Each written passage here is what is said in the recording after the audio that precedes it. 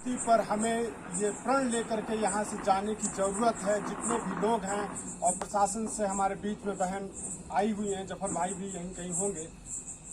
बात ये है कि अभी आयुष से लेकर के डॉली, नीरज, तमाम सारे लोगों ने उन पे बातचीत बिरसा मुंडा पे रखी है। यकीनन 25 साल की एज में यहाँ पर सभी लोग 25 साल से ज्यादा के लोग बैठे हुए हैं। मुझे लगता है कि जिस तरफ अभी नीरज इशारा कर रहे थे, हमें एम तय करने की जरूरत है, क्योंकि एक लिफाफा होता है। अगर लिफाफे को पोस्ट ऑफिस में हम ब्लैंक डालने जाएंगे तो वो लिफाफा अपने गंतव्य पर नहीं पहुंच पाएगा, उसका एड्रेस हमें लिखना पड़ता है। यानी कि जिंदगी का एम जरूर होना चाहिए। बिरसा मुंडा ने बहुत थी, उसके लिए जो संघर्ष चल रहा था, इन्होंने अपने लोगों को इकट्ठा किया और इकट्ठा करके उसके खिलाफ उलगुलान का नारा दिया। उससे पूरा जो है दूर दूर तक बिरसा मुंडा की ख्याति फैली हुई थी।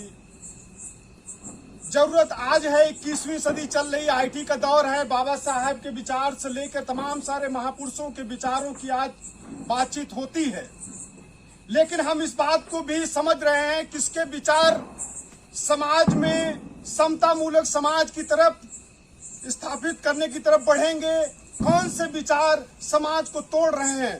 चाहे जितनी बात हो जाए, अभी एक बात निकल के आएगी, सबसे बड़ी इंसानियत के लिए, चाहे बिरसा मुंडा हो या तमाम सारे जो लिगेसी है महापुरुषों की, उन्होंने काम किया है।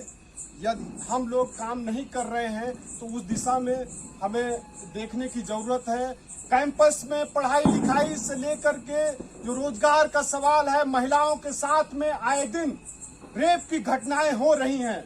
आदिवासी समाज से जननायक आते हैं बिरसा मुंडा। आप सभी को पता है कि आदिवासी समाज में महिलाओं के साथ में यहाँ भेदभाव नहीं होता है, उनको अपना जीवन साथी चुनने का अधिकार है।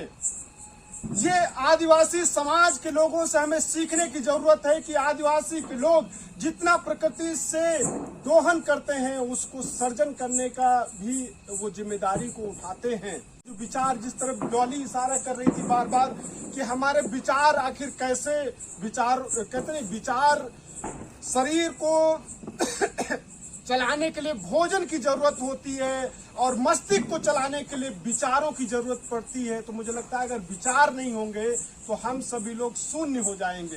तो हमें लगता है इस तरीके से जब भी ये कार्यक्रम होते हैं और अपनी एक जिम्मेदारी को समझते हुए कि मरते दम पर, मरते वक्त जब हम नहीं होंगे, तो आज 148 साल बाद हम लोग उन बिरसा मुंडा के बारे में मान लीजिए पढ़े हैं, आए हैं तो समझे हैं। 148 साल बाद हम लोग यहाँ पर 20 लोग या 25 लोग इकट्ठा होकर के उनके विचारों पर आज हम विचार मंथन कर रहे हैं, कैसे क्या होना चाहिए।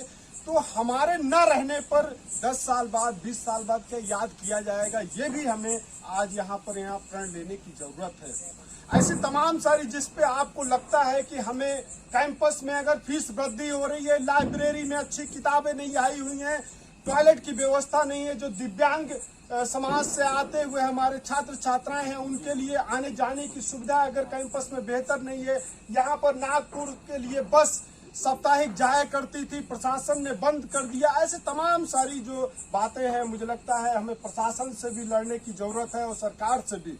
सरकार ये बार बार इस बात का दावा करती है कि शिक्षा के लिए इतने करोड़, ट्रांसपोर्ट की तरफ जाइए, तमाम सारे गड्ढे मिलते हैं। अभी आशीष अंकुश कोचे भाई ने डाला था एक वीडियो बना करके, छोटे छोटे, तो या अन्य कहीं भी जाइए, किसी भी इलाके में आप पहुंच जाइए तो देखेंगे मूलभूत हमें आज जरूरत क्या है। शिक्षा की, स्वास्थ्य की, परिवहन की, आवास की, ये बेसिक जो जरूरतें हैं उनको भी हमारी गवर्नमेंट पूरा नहीं कर पा रही है। तो जरूरत है, चाहे वो केंद्र की सरकार हो या स्टेट की सरकार हो, हम सभी लोग गांव देहात से पढ़ने के लिए यहाँ पर आए हैं। हम सभी की एक जिम्मेदारी है कि लोगों को बताएं कि जिस तरह अभी नीरज कह रहे थे कितने करोड़ रुपए आता है। यहाँ का आदिवासी विभाग है, वहाँ भी कई बार हम लोग का जाना हुआ तो पता लगा कि आदिवासी वेलफेयर के लिए, यानी कि जन कल्याण के लिए जो पैसा आता है वो उतना पैसा खर्च ही नहीं हो पाता है। तो ये तमाम सारी ऐसी बातें हैं जिस तरफ हम सभी लोगों को सोचना है एक दूसरे को।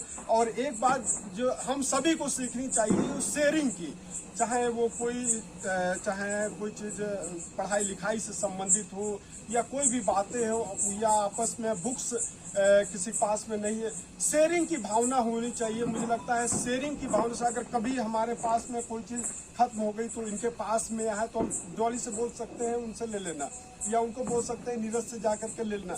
शेयरिंग की भावना हम सभी लोगों को पालना चाहिए। बातें बहुत सारी हैं, अंत में वही बात आती है कि हम जानने समझने के बाद में आखिर अपने जीवन में उसको कितना उतार रहे हैं।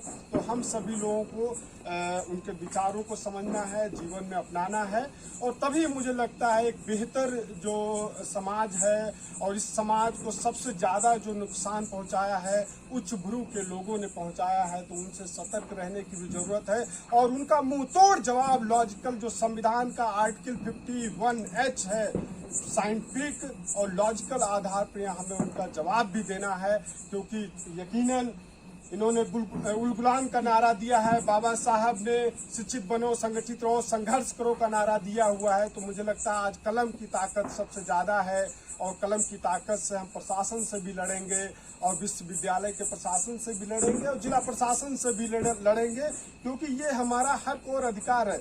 ये अलग बात है कि प्रशासन में जो लोग होते हैं उनको अपनी ड्यूटी करना है, वो लोग भी जानते हैं कि ये लोग बच्चे जो लड़ रहे हैं, ये लोग कर्मचारी लोग या और गांव के लोग आकर के जो धरना प्रदर्शन कर रहे हैं, ये लोग अपने सही मायने उनकी अपनी ड्यूटी है, उनकी मजबूरी होती है। जैसे हमारे बीच में यहाँ पर बहन बैठी हैं, इनकी अपनी ड्यूटी हो सकती है, लेकिन उनको पता है कि क्या सही है क्या गलत है, वो इस चीज को जानते हैं, लेकिन वो पब्लिकली कह नहीं सकते, उनकी अपनी मजबूरियां होती है। हम लोग भी अगर सिस्टम में जाएंगे तो, लेकिन हम इनडायरेक्ट वे में कहीं ना कहीं सपोर्ट कर सकते हैं। ये तमाम सारी बातें, इन्हीं सारी बातों के साथ में आप सभी को पुनः एक बार जय भीम, जय भारत, जय संविधान, सेवा जोहार।